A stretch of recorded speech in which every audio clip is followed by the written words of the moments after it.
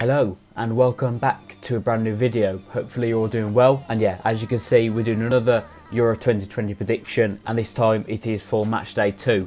Now before I get into it, I just want to say I am recording this video on the day of the Group F games, so Portugal and Hungary and France and Germany. I haven't got to watch them so far, this is earlier in the day, so my last two guesses or predictions are kind of just a stab in the dark really. I don't know how these four teams will play, how they'll do. I've just gone off what I think and logic basically, so yeah. But the rest of them, every single other game has been played, so I'm going to give my prediction for every single one. If you haven't seen the first one, then go and watch it, it's on the channel. And if you do enjoy stuff like this, then make sure you like and subscribe. Right, the first game up for Matchday 2 is Turkey against Wales. Now that Turkey performance against Italy, like I don't know if Italy just was so good or if Turkey was just really poor. I mean, like I remember someone made the caption of it perfectly. They're like, Turkey went from the most underrated team to the most overrated team, and you know what? They didn't put a good performance in at all. It's quite a while ago, to be fair. So, but I do remember Italy just looked so good. They got played off the park by Italy, but again against this Welsh team, Wales were kind of lucky to get a draw out of that Switzerland game, to be fair. So for this game, I'm gonna go for a 2-1 win to Turkey. I think they'll get the win, and they'll get back on form, and yeah, I think Turkey will win this one. Next up is Italy against Switzerland. Again, we just spoke about Italy, just really good, and you know what, I'm probably going to get one massively wrong, because if you watch my Euro 2020 prediction for the whole thing, I actually said Italy would come second in the group, and I also said I don't really think Italy are going to be as good as people think, and that just shows what I know about football, because they look like one of the best teams right now. So yeah, I'll hold my hands up, I got that one really wrong. But against Switzerland, again, they was unlucky not to even win that game against Wales, really. Mbolo actually looked alright. Again, another player I was cussing off and said that couldn't really do much, but he actually done alright. Mbolo was okay, so, but I still think Italy would win this one. I'm going to go for a 3-1 win to Italy. And moving on to the next group and the next game, it is Finland against Russia.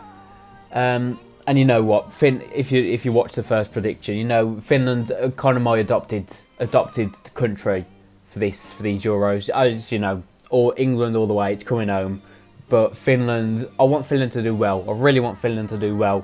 And that performance against Denmark was solid. Like, we'll get into everything that happened, because there's a lot of them went on really, and you know, I think Denmark are worrying a lot more about another thing than this performance against Finland. But we'll speak of that when we get to Denmark. But anyway, Finland, yeah, they got their goal. The keeper saved the penalty as well, which was unreal for my fantasy team, by the way. Keeping a clean sheet, saving a penalty, that literally saved my fantasy team. Even though literally no one else in that has done well. But yeah, he saved my fantasy team. So for that, against this Russian team, yeah, Russia just, that game against Belgium, they're just so, yeah. I said it before, I really don't think Russia could do well in this tournament. They kind of showed it in that first game, and I'm going to go for another Finland win. I'm going to go for a 2-1 win. But yeah, moving on to Denmark against Belgium. Yeah, speaking about Denmark, of course, some good news coming out today actually. Christian Eriksen posted something on his Instagram, which is really nice, and it's got like over 2 million views or 2 million likes or something. And you know what, it's just that God bless that he's better and he's well and he's conscious and he looks good. He looks really healthy, looks really well, which is just so good to see. We're not going to dwell on it too much, because we know that he's well and safe, which is the main thing that happens right now. But speaking on Denmark's performance, again, I actually didn't watch that first half at all. I was actually out, so I didn't get to watch the first half. And you know what, there was, yeah, I mean, you could say he's playing on their mind a bit, which you can't blame him at all for. But the penalty they got, like Koiberg, that was dreadful. Like it gets no power behind it, just a pea roll across the floor. Like it was a really poor penalty, and if Eriksson was still there, he probably would have been on that penalty, and he probably would have scored it as well. He was very decent at penalties, but no, it wasn't the best performance by Denmark. But you know, they want to put it right, want to do it for Christian Eriksen in this game. But again, against Belgium, they were just dominant against Russia. Really, Russia had no chance at all, and I'm going to go for another Belgium win. I'm going to go for 2-0 to Belgium. Next up, we got Ukraine versus North Macedonia. Quite impressed by North Macedonia. They got their goal, which was very lucky. A mismatch between Alaba and the keeper. You know what? There actually wasn't as bad as I thought there would be. There was getting some decent chances. As you can see, Paddy and Alioski are their main threats really, and you know they did all right. They lost 3-1, but there was all right. There was all right. And Ukraine, I thought, was really unlucky to lose that. I think. I thought they deserved a draw out of that, and you know, it was really heartbreaking to see that they scored very late on Netherlands. But it was a very good game, and fair play to Netherlands in that. But for this against Ukraine, I think I'm going to go for a Ukraine 1-0 win. I think that Ukraine are a very decent side, and was very unlucky in that Netherlands game. So yeah, I think they'll nick this one 1-0. Next up, speaking of Netherlands, we've got Netherlands versus Austria. Again, Austria, there was a bit nervy in the first, when they equalising like to 1-1. It was a little bit nervy here and there, but then they got their couple of goals right at the end as well. You could see just that Macedonia put so much work into it, and they just, you know, Austria just had that bit more quality. Having players that play in the Bundesliga and around the top 5 leagues of Europe, they just had a bit more quality and a bit more stamina to carry out the game. And they got their last few goals at the end of the game, which they deserved it. Austria in the end, they did deserve it. And going up against the Netherlands team, I'm still really unsure about Netherlands after that good win against Ukraine. I'm still a bit unsure about them, and this is probably very controversial, but I'm going to go for a 2-2 draw. Moving on to the next group, we have Croatia versus Czech Republic. Now, speaking on Croatia, because obviously I watched the full game when they played England, and they kept the ball well. They was passing it around nicely, but they're just not creating anything with the chances. Like, it's all good having 60-70% possession, but if you're not doing anything with it, then there's literally no point in having it. So I think they just lack a player that could just carry the ball for them, because they have a lot of players who are nice at passing the ball here and there, but they just need someone to pick the ball up and just drag them through the team, maybe get fouled, win a nice free kick, and maybe who knows. And they just don't really have that player. Rebic probably could be that player, but I don't know. We didn't really threaten. Pickford didn't really have to make too many saves in that game. So yeah, Croatia, I don't know, there was a great. And against this Czech Republic side, I actually completely writ them off in my other prediction. I said they'll lose, but you know what? There was solid. There was really good. I thought in the first 20 minutes, I thought Scotland. Like I said, I think Scotland just had that momentum, and just, you know, their first tournament in 25 years or whatever, and it was at Hampden as well. So he's always gonna have that atmosphere for the first 20 minutes. Then he just died off completely. Fans were getting angry because they didn't score, and Czech Republic would just manage the game really well. Patrick Schick with a really nice header for the first goal. That's what they're about. They're dangerous from the set pieces, from the corners, from crosses. That's what their bread and butter is. And then the second goal is, oh my god, it was unbelievable. Like, it was the way it just curled into the net. Like, if that was just a straight shot, that was going high and wide over Hampden, but it just curled, and David Marshall had no chance.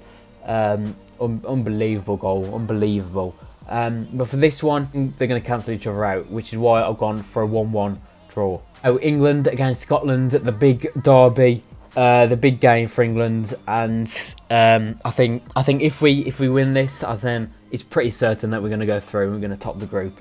It's pretty certain. I'm not saying 200%, but it's more than likely we're going to top the group. But yeah, England, solid, really good.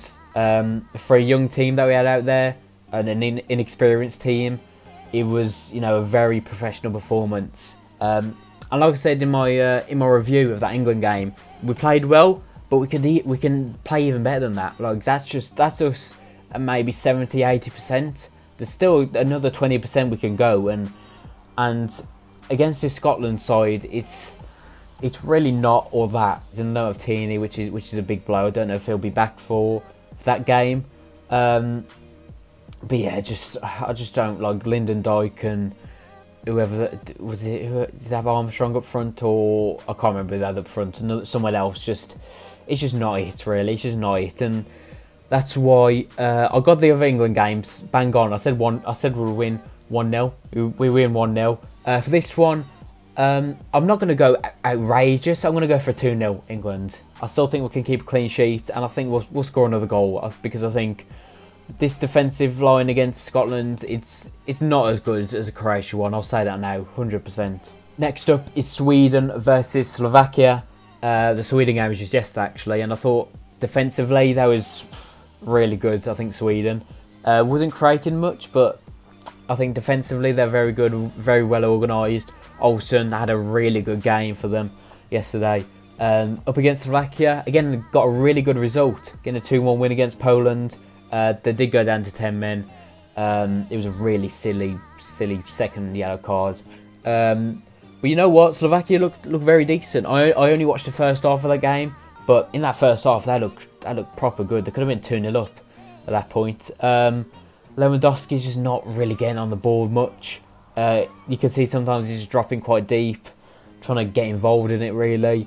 Their first goal, Slovakia, I can't remember who it was, but the run he went on, and he's really unlucky. He came off Szczesny's back of his head to go in the goal. He was really unlucky that, but Slovakia deserved the win. Thought it was really good.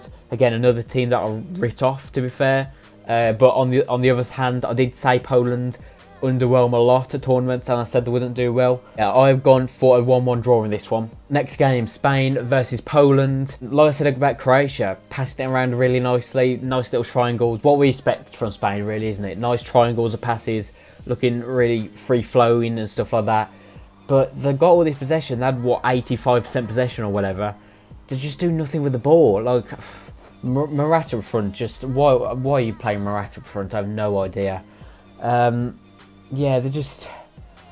Again, Olsen pulled off some really nice saves. I think Dani Olmo had a header, or it might have been Gerardo Moreno had a header late on, and how he didn't score, but you got to give credit, it was a really good save. And against Poland, again, Poland really poor. Like I've said before, I just don't really rate Poland like that. And Lewandowski's just not getting on the ball, he's not getting chances. And I still think Spain would win this one. I'm going to go for a 1-0 win. But again, and how Adama Traore didn't get on this pitch against this side. When you're struggling to break down a team like this, you need someone who could pick the ball up, who could take on a few players, put a good ball in, maybe get a shot away. And you know what, you bring on Fabian Ruiz when you've got a perfectly good Adama Traore on the bench. Maybe I'm being biased, but how Adama didn't get on that pitch, I have no idea. But yeah, I'm going to go for a 1-0 win to Spain. The final two games, again, like I said, 2 games in Group F that haven't happened yet. So this is a complete stab in the dark. Because we don't really know how they're going to play, so it's going to be a stab in the dark. Hungary against France in the first game. I've gone for a 4-0 win to France, I'm going to be honest. Again, Hungary could shock us all and maybe get a decent draw or even win the game. But no, I think France, I'm going to go for 4-0 to France. I just think they're too good. And against teams like this, they put teams away. And next one, Portugal against Germany. Again, I think this one could be a very good game. Again, I think Germany have become a lot attack-minded from the friendlies that I've saw, and that is why I'm going to go for a 2-2 draw. So yeah, that is all my predictions for Matchday 2. As always, let me know your thoughts, if you agree or disagree with any. Let me know in the comments down below. As always, make sure you like and subscribe. Make sure you turn notifications on so you can be here for Matchday 3 predictions. And yeah, thank you all for watching. Really appreciate it, and I will see you in the next one. I'm sorry, girl, you just don't